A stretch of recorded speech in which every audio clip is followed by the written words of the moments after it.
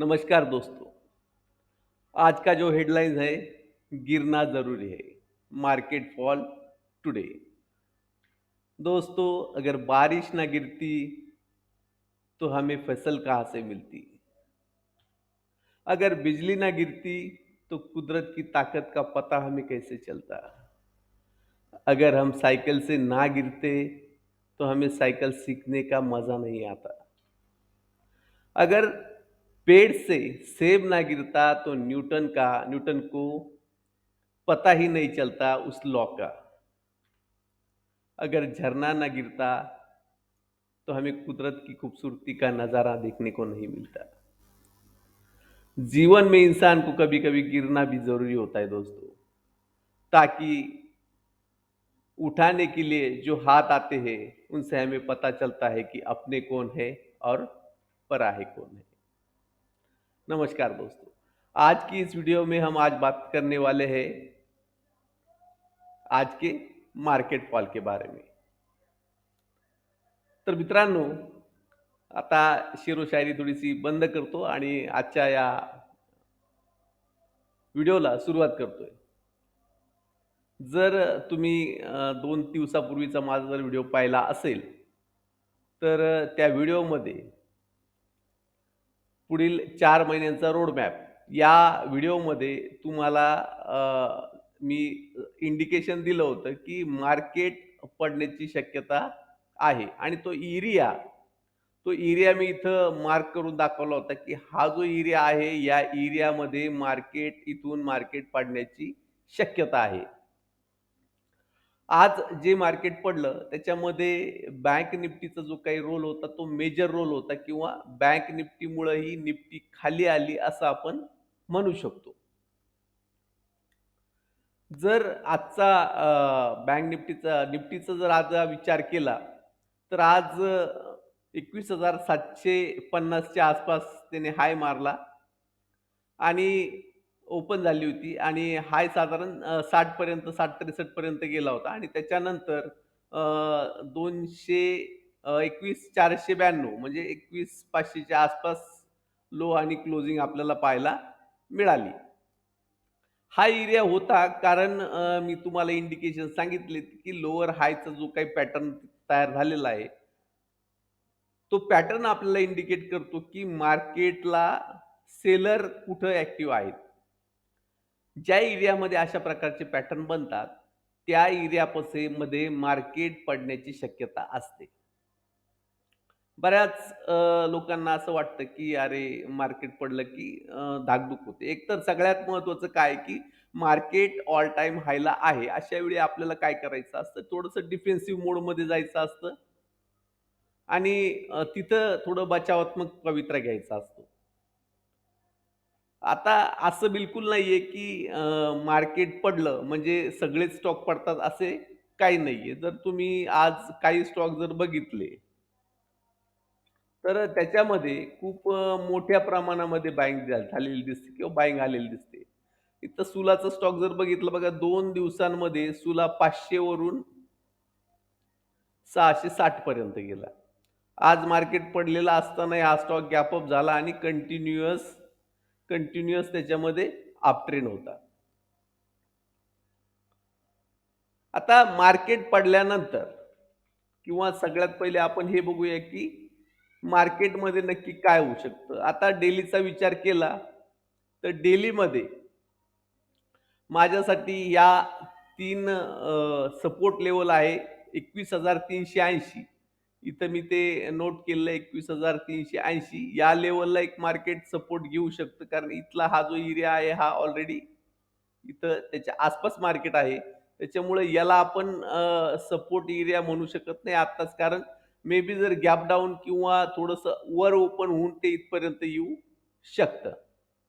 म्हणजे 21,380 हा एक पहिला सपोर्ट झाला. दुसरा जर सपोर्टचा विचार केला, तर साधारण 21,180 म्हणजे हा जो एरिया आहे, हा 200 पॉइंटचा एरिया आहे आणि हा जो एरिया आहे, तो साधारण 120 पॉइंटचा एरिया आहे. आणि त्याच्यानंतर 21,000 हा काय आहे? निफ्टीसाठी मेजर सपोर्ट आहे. निफ्टीसाठी काय आहे? मेजर सपोर्ट आहे. इथं काय करू शकते निफ्टी? सपोर्ट घेऊ शकते. आता बँक निफ्टीचा विचार केला, तर बँक निफ्टीमध्ये पण तुम्हाला सेम एरिया असा आढळतो, की जिथं या प्रकारचं फॉर्मेशन बनलेलं होतं. तर हा एरिया माझ्यासाठी होता असा, की इथून या एरियातून मार्केट पुन्हा पडू शकतं. आता बँक निफ्टीसाठी जवळ-जवळचे खूप सारे सपोर्ट आहेत. जर सगळे सपोर्ट पाहायचे ठरले, तर साधारण 47,000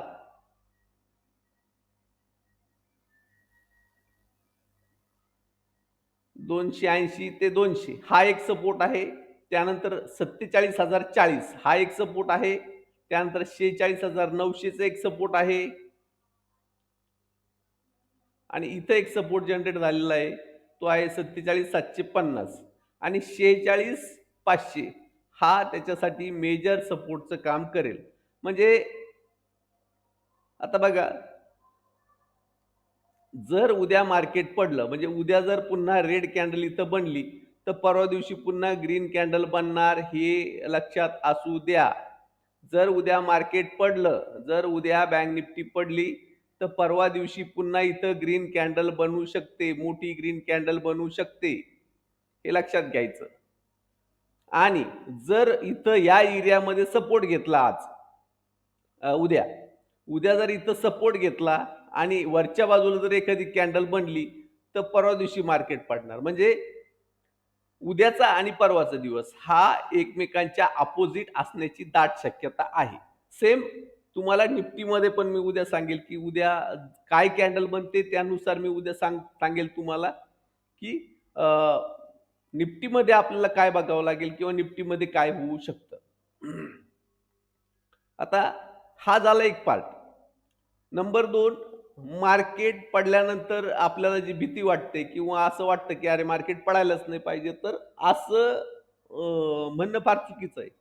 असं जर झालं, तर आपल्याला अपॉर्च्युनिटीज फार कमी मिळतील.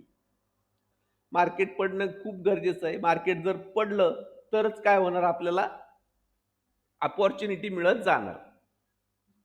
त्यातल्या त्यात बँकिंग सेक्टरचा जर विचार केला, तर बँकिंग सेक्टरचं जर मार्केट पडलं, चांगलं पडलं तर अतिशय उत्तम. म्हणजे 1000, 2000, 3000, 2000, 3000 पॉइंटचं जर करेक्शन आलं, तर ते मला वाटतं की खूप चांगलं होईल. आपल्या रिटेल इन्व्हेस्टरसाठी खूप चांगलं साईन. याचं कारण काय सांगतो मी तुम्हाला. बघा, नोटबंदीनंतर ऑनलाईन पेमेंट ऑनलाईन पेमेंटचं जे काही ट्रान्झॅक्शन आहे ते खूप मोठ्या प्रमाणात झालं. आपण जर चेक करायचं म्हटलं, समजा ऑनलाईन पेमेंट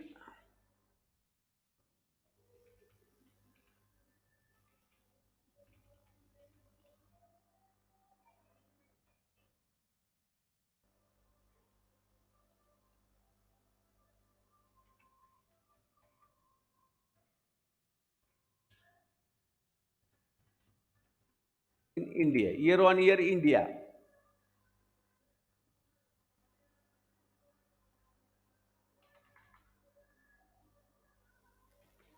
बघू याच्यामध्ये काही डेटा मिळतोय का आपल्याला?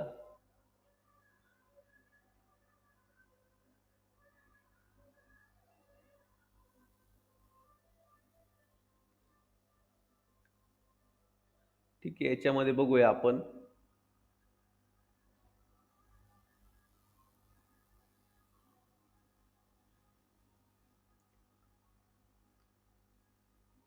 2023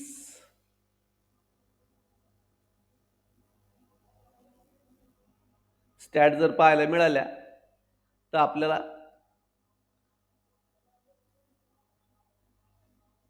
बिलियनमध्ये बघा.